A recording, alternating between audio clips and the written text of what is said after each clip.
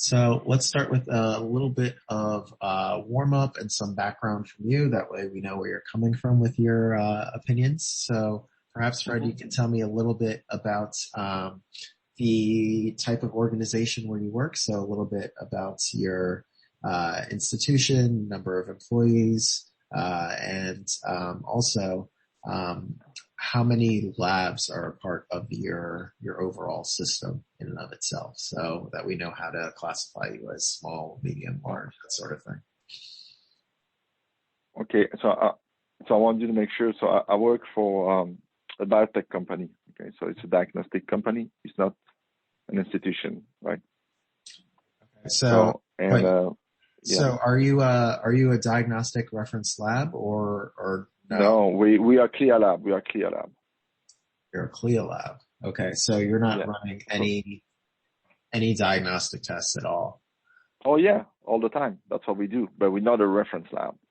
Okay. So that's different. You know, CLIA lab, it's like it's one centralized lab. We receive sample from all over the United States, and then we test them.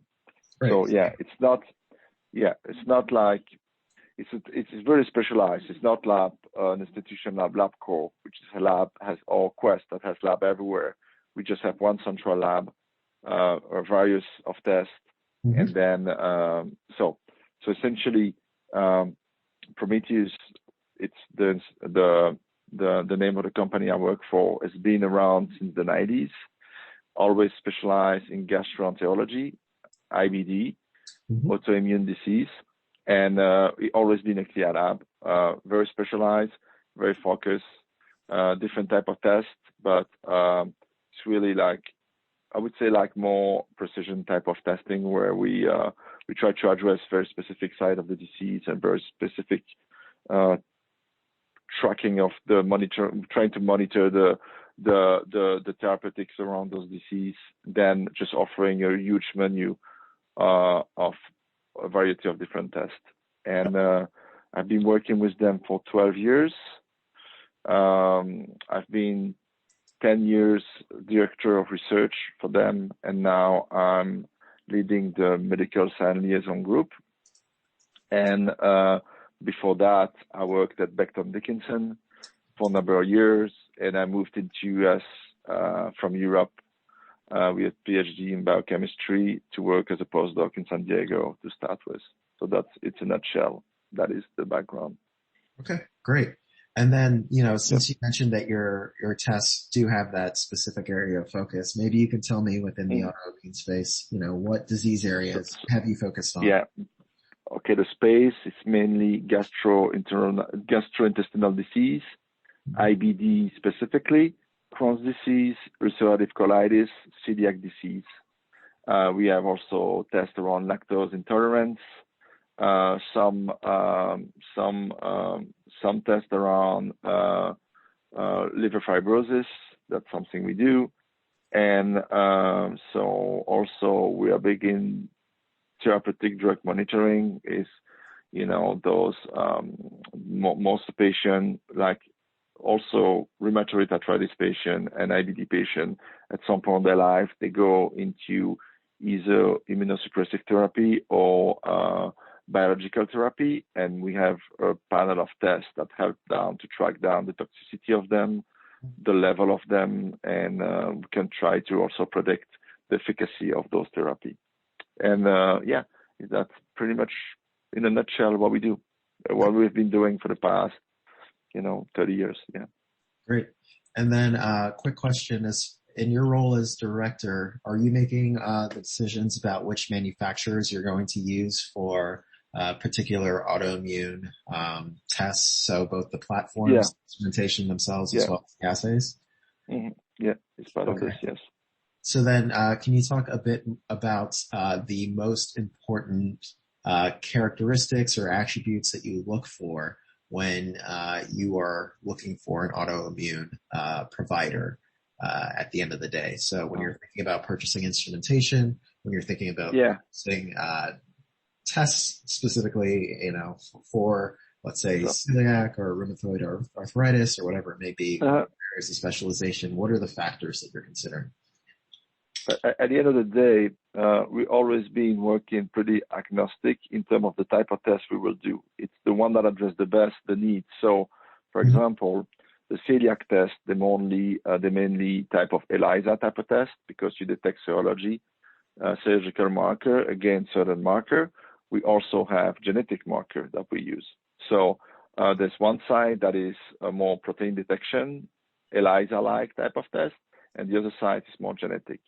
At the end of the day, what we look, it's, obviously the robustness, the throughput of the machine, and the possibility of integrated the interface of whoever provider it is with our interface, because at the end of the day, the output result of the test will have to go and be processed by our internal software, which is going to spit out a result all the way to the provider.